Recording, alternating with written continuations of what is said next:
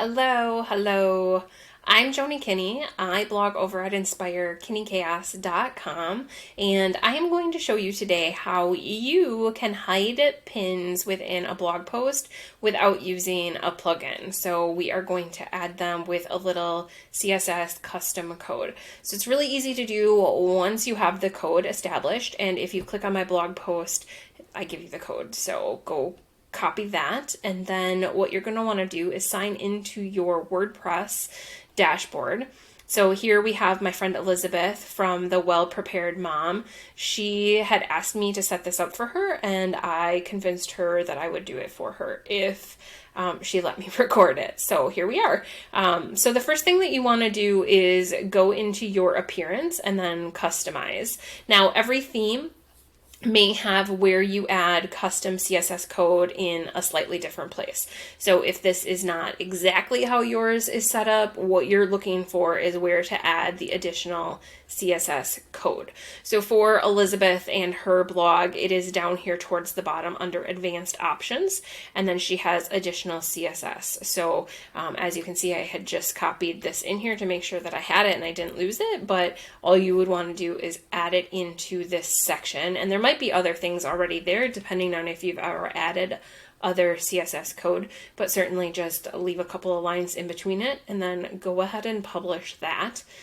So now that we've got that set up for her, we are going to go back to her main area, her main dashboard, and we are going to install a plugin. So the reason that we need to install a plugin is because the WordPress update 5.5, it actually created lazy load feature, became part of the base code, and so we have to actually disable that. So we are going to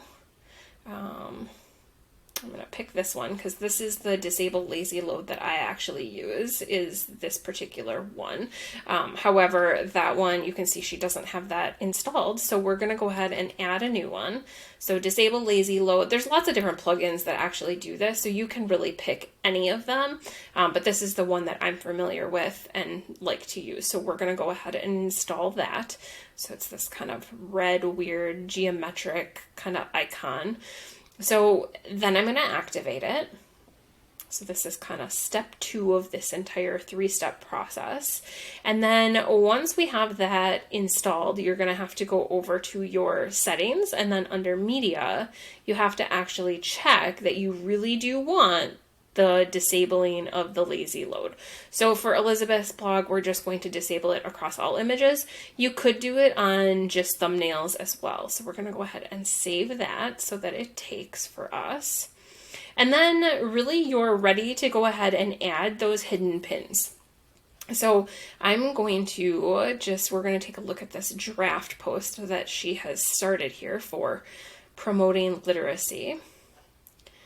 So this is really just a title, but I'm going to show you how to do this by going ahead and adding an image.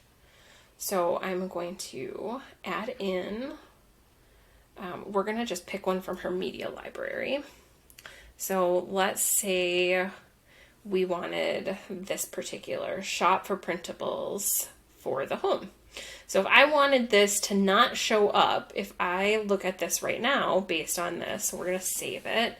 If we preview this, this image is going to show up in our preview. And we've decided that we don't want that. So there it is, it's coming up. So there's that image that we just added. So if I wanted to hide this, I would simply click on the image block, and then, let me move me out of the way here, kind of scroll down to the bottom right-hand side under advanced. And then in the additional CSS class, I'm going to type in whatever class you decided this would be when we copied that code into that additional CSS code. So we called this Pinterest Hidden. That's what most people use, but you could name this anything you wanted. So if I go ahead and save that now, when I preview this, that image should no longer show up. So cross our fingers everything worked.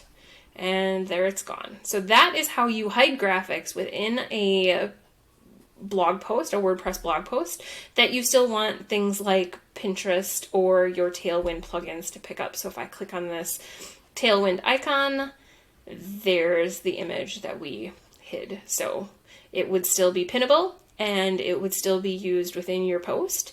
And it's also a great way to kind of keep your, let's say you make a whole bunch of different Pinterest pins within a blog for a particular blog post. It's an easy way to organize them by keeping them right in the blog post where they belong, so you do not have to find another way to keep track of where you have used all of those images. I hope this helped, and I hope that you found this useful. Catch you later. Thanks, you guys.